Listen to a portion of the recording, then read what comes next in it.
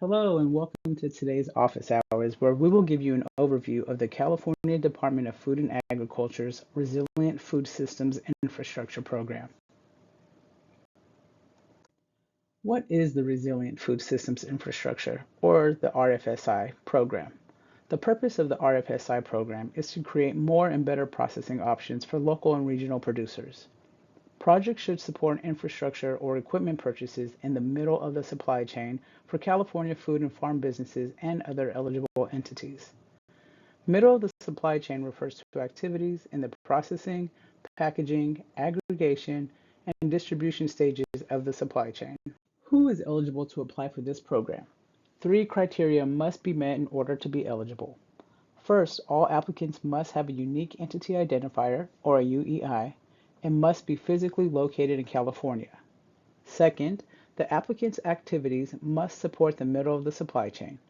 And finally, the commodities involved must be food commodities for human consumption that are not meat, not poultry, and not wild-caught seafood. Who operates in the middle of the supply chain?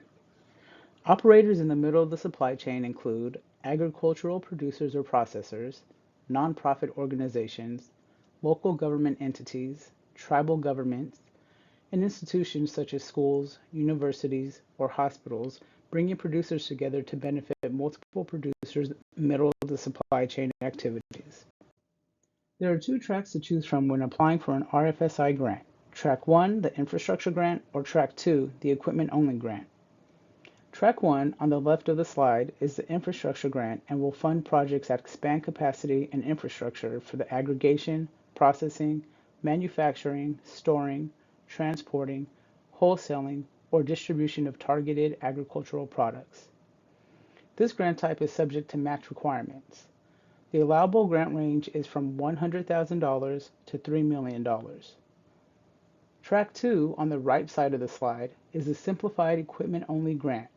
This grant is for buying one piece of equipment only. There is no matching funds requirement, and the allowable grant range is between $10,000 and $100,000. One application total is allowed per UEI.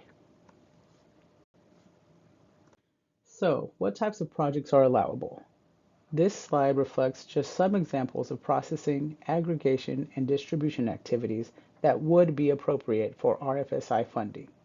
These include, but are not limited to, packaging, including grading, sorting, and labeling, processing, canning, preserving, or pasteurizing crops, extraction of juice, oil, nut meat, etc. from crops, processing crops such as chopping, washing, peeling, drying, hulling, milling, shelling, etc., creating value-added products via cooking, baking, juicing, fermenting, distilling, or processing, etc. Here are some more examples of allowable projects. Processes or activities involving tracking, storage, cold storage, warehousing, and/or distribution of crops and/or products. Enhancing worker safety and/or education in the above or similar activities, and modernizing, developing, or expanding equipment or facilities used for the above or similar activities. Please note that the projects listed on this slide and on the previous slide are not meant to be all-inclusive. Similar activities would also be appropriate for the RFSI program. More examples of allowable projects for each funding category can be found on pages 29 and 30 in the RFSI Request for Proposal, or the RFP. A link to the RFP can be found on the RFSI website. Let's talk about the Amplifund application. All applications must be submitted using the Amplifund online platform. The links to the Amplifund application for both the infrastructure grant and the equipment-only grant can be found on the RFSI website. New Amplifund users will need to create a new user account to complete and submit their proposal. Once a new user account has been created, the application can be accessed through the links on the RFSI website or by going to www.gotomygrants.com. For additional support navigating the Amplifund application process, go to the RFSI website and click on the Amplifund application overview video link and the Amplifund tips and tricks video link towards the bottom of the page. Here's a more detailed look at the timeline for the RFSI program. Proposals are due no later than 5 p.m. Pacific Standard Time on Monday, February 26, 2024. After administrative and technical review, CDFA will submit successful proposals to USDA for approval in May of 2024.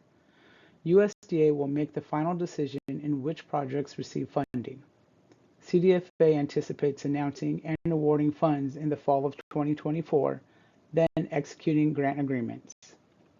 As a reminder, all projects must close by February 26, 2027. Where to find help?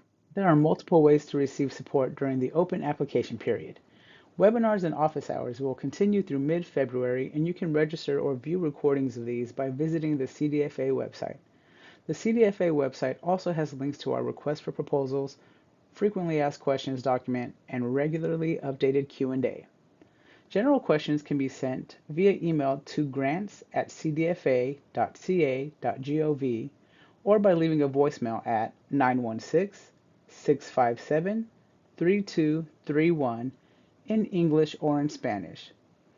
Applicants are also welcome to visit the USDA RFSI website listed here. Note that USDA will always refer you back to CDFA, so please submit your questions to us. Again, CDFA is available via email to answer your questions at grants@cdfa.ca.gov. This concludes the RFSI overview presentation.